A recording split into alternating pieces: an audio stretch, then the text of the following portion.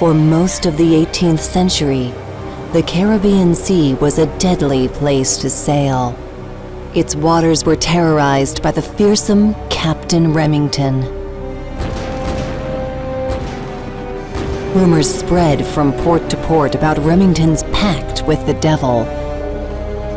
During his nefarious career, he plundered many ships and murdered even more men. Until the day armed forces finally caught up to him.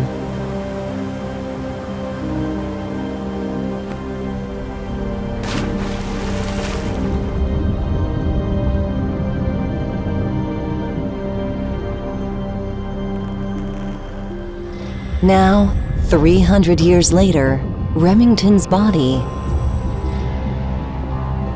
is being extracted from the depths of his watery grave.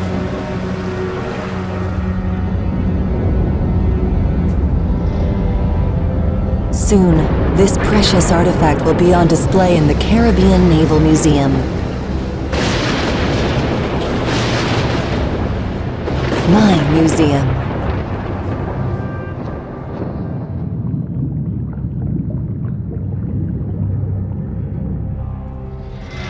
Mom! You'll serve my purpose, maiden. Sail forth, my ship, to Skull Island.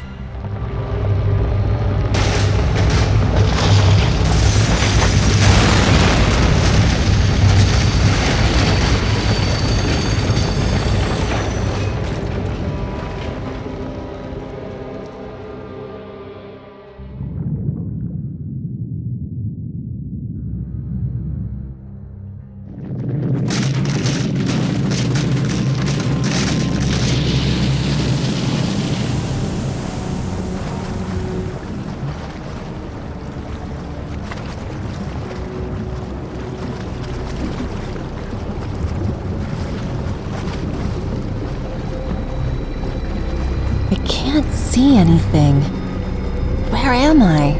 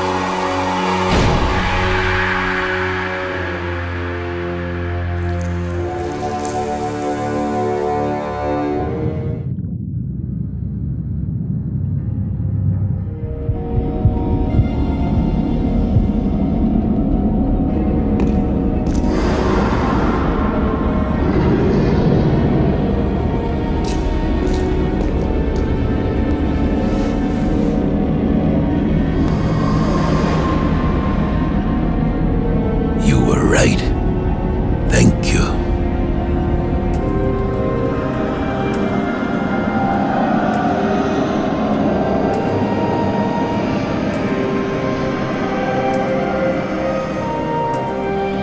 My dear, are you all right?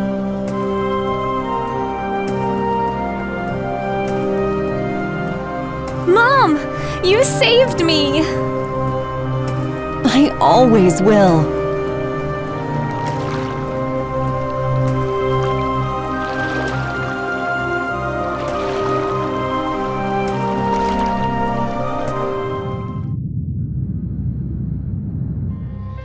With my daughter safe at last, I could finally relax. I defeated, or rather saved, Captain Henry Remington and his beloved. However, we were still stranded on some forgotten Caribbean island, with only a skeletal crew awaiting us on the ghost ship. And then came the bottle.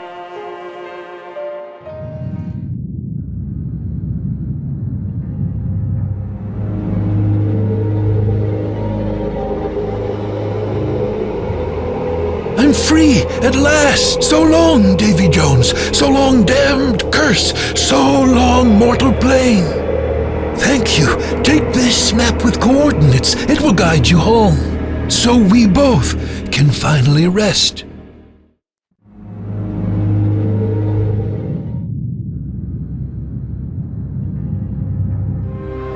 We set off again, hoping for a safe trip without any surprises. The ship was firmly heading toward the place where everything started. And after a long journey, Mom! we did it. We finally made it home.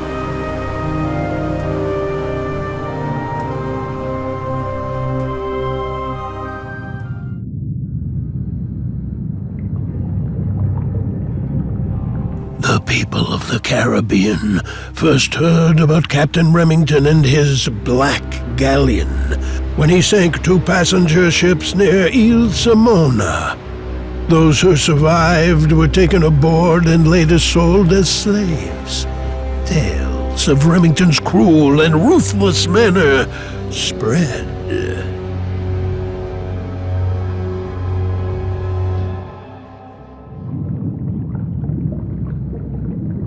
Those first attacks were only a taste of the coming atrocities.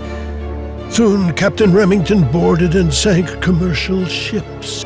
His black galleon would appear out of nowhere and strike without warning. Those who weren't shot or stabbed were forced to walk the plank to the pirates' amusement.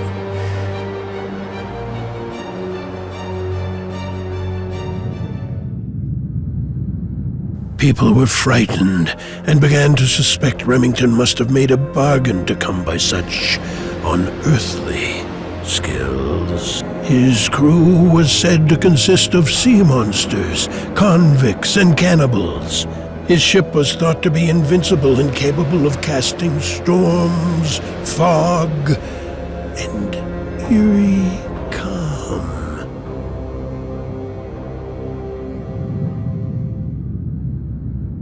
One of the vessels attacked by Remington's crew happened to be on its way to pick up the young Countess, Mary Bannister, and safely transport her to her father in San Juan. The pirates boarded the ship, killed the Marines, and then donned the dead men's uniforms. At the port of call, before anyone noticed, Remington kidnapped Countess Mary, expecting a grand ransom.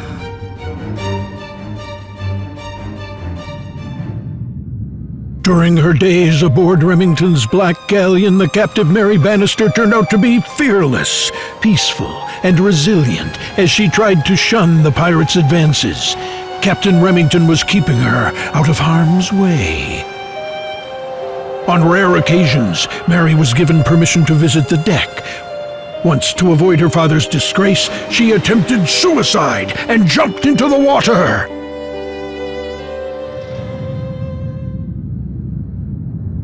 Remington jumped in after Mary and saved her from drowning, but the rescued girl soon became feverishly ill. The captain couldn't trust any of his vicious mates, so he personally nursed Mary back to health on Skull Island. During that time, Remington fell in love with the beautiful Countess at his mercy. Mary noticed Remington's feelings and started to care for the legendary pirate.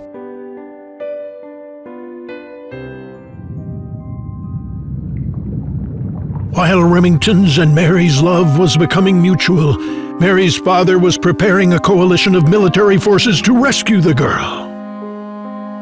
The grim Baron Bannister had only recently come into money and power and was still greedy for more.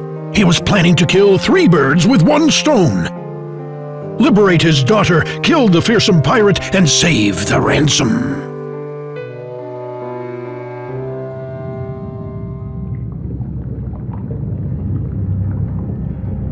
To win Mary's heart, Remington revealed the truth of his origin. Turns out, Remington was a poor nobleman who signed a pact with the infernal Davy Jones. For the price of his soul, Davy made Remington immortal.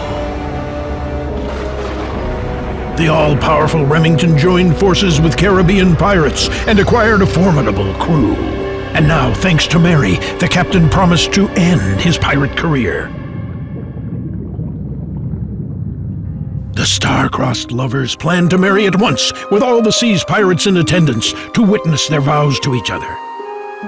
On the eve of the wedding, a military coalition struck the fortress full of defenseless pirates. The Caribbean Sea turned red with blood, and Skull Island became a place of torment. Remington was sentenced to death before Mary's eyes. The young Countess was broken-hearted.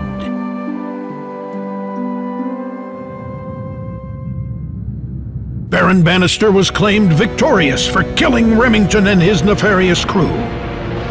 The Baron capitalized on his success by forcing his daughter to marry the captain of the Royal Navy. Mary endured a childless and unhappy marriage with the old, dull soldier. And when her spouse eventually died, Mary, now a wealthy widow, decided to return to Skull Island.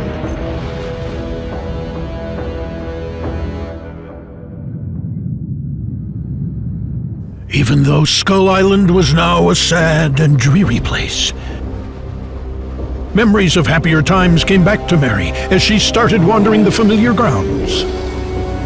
Mary used the money she inherited to build a crypt for her and her captain if his body was ever found.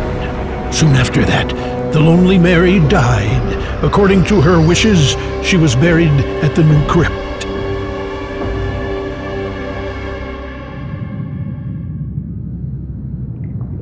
Meanwhile, as the centuries passed, the immortal Captain Remington lay at the bottom of the sea, broken-hearted, stripped of his enchanted weapons, and weighted down by shackles and corals.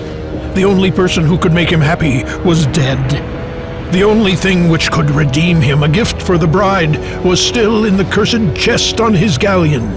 Remington grew weaker and weaker under the sea, waiting for a chance to set things right.